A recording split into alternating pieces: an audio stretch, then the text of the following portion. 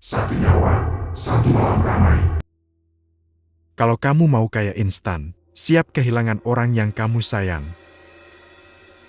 Nama gue Raka, umur gue waktu itu 32 tahun. Dan ini kejadian paling mengerikan yang pernah gue alami seumur hidup. Gue ceritain ini bukan buat nakut-nakutin, tapi sebagai peringatan, karena sampai hari ini, gue masih hidup, tapi bukan tanpa bayaran. Awalnya cuma masalah uang. Tahun 2018, hidup gue lagi di titik terendah, usaha bangkrut, utang numpuk, istri ninggalin gue bawa anak. Setiap malam gue duduk di kontrakan kecil di pinggir kota Jawa Tengah, ngelamunin satu pertanyaan yang sama, kenapa hidup segini kejamnya ke gue? Sampai suatu malam, ada satu orang yang datang.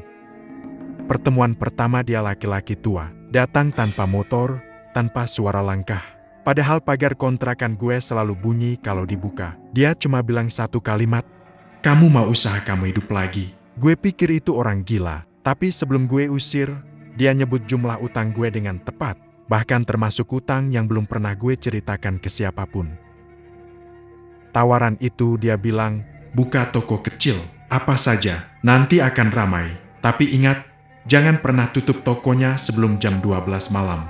Gue nanya, bayarannya apa? Dia senyum, senyum yang bikin dada gue sesak. Nanti juga kamu tahu. Dan sebelum gue sempat mikir, dia pergi. Toko itu benar-benar ramai. Gue nekat. Pakai sisa uang pinjaman, gue buka toko kelontong kecil. Hari pertama, biasa. Hari kedua, mulai ramai. Hari ketiga, ramai luar biasa. Orang-orang datang tanpa henti. Bahkan jam 11 malam masih ada yang belanja. Yang aneh, banyak pembeli tidak berkedip, wajah mereka pucat, beberapa tidak punya bayangan di lantai, tapi gue tutup mata. Karena uangnya nyata. Suara di jam 12 malam ke-7, jam tepat 12 malam, toko gue masih ramai. Tiba-tiba semua pembeli berhenti bergerak, lampu berkedip, dan dari belakang toko, gue dengar suara seperti orang menyeret karung berat. Lalu suara itu berbisik, Waktunya bayar. Penghilangan pertama besok paginya, tetangga gue Pak Wardi hilang. Orang terakhir yang lihat dia hidup, katanya dia belanja di toko gue jam 11 malam. Gue mulai panik. Malam berikutnya, suara itu datang lagi.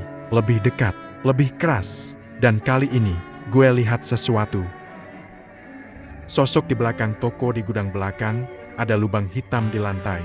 Bukan lubang tanah biasa. Di dalamnya, gue lihat tangan-tangan pucat meronta keluar, seperti orang tenggelam tapi kehabisan udara. Dan suara itu bilang, Satu nyawa, satu malam ramai. Gue muntah. Gue coba berhenti, gue tutup toko. Hari itu sepi, dan malamnya, kontrakan gue diketuk. Bukan pintu, dinding. Dari dalam tembok, ada suara orang menangis. Mas, tolong, dingin.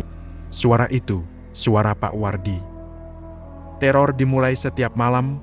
Bau anyir bayangan berdiri di sudut kamar. Suara orang menyebut nama gue dari kolong tempat tidur, dan setiap kali toko tutup, seseorang di sekitar gue sakit, lalu hilang. Pengorbanan terbesar malam ke-14, sosok tua itu muncul lagi. Kalau mau berhenti, kamu ganti bayaran. Gue nanya dengan suara gemetar, ganti apa? Dia menatap gue lama. Keluarga. Gue langsung menjerit. Akhir dari toko itu, gue bakar toko itu. Malam itu juga, api besar. Tapi yang terbakar bukan kayu. Dari api itu, gue dengar jeritan puluhan orang. Dan dari abu, muncul wajah-wajah yang pernah belanja di toko gue.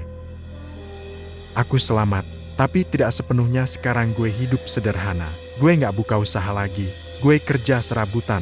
Tapi setiap jam 12 malam, gue masih dengar suara, Kita berlunas. dan di kaca, pantulan gue kadang bukan gue. Kalau kamu lihat orang tiba-tiba kaya tanpa sebab, percaya sama gue, ada yang sedang mereka kubur.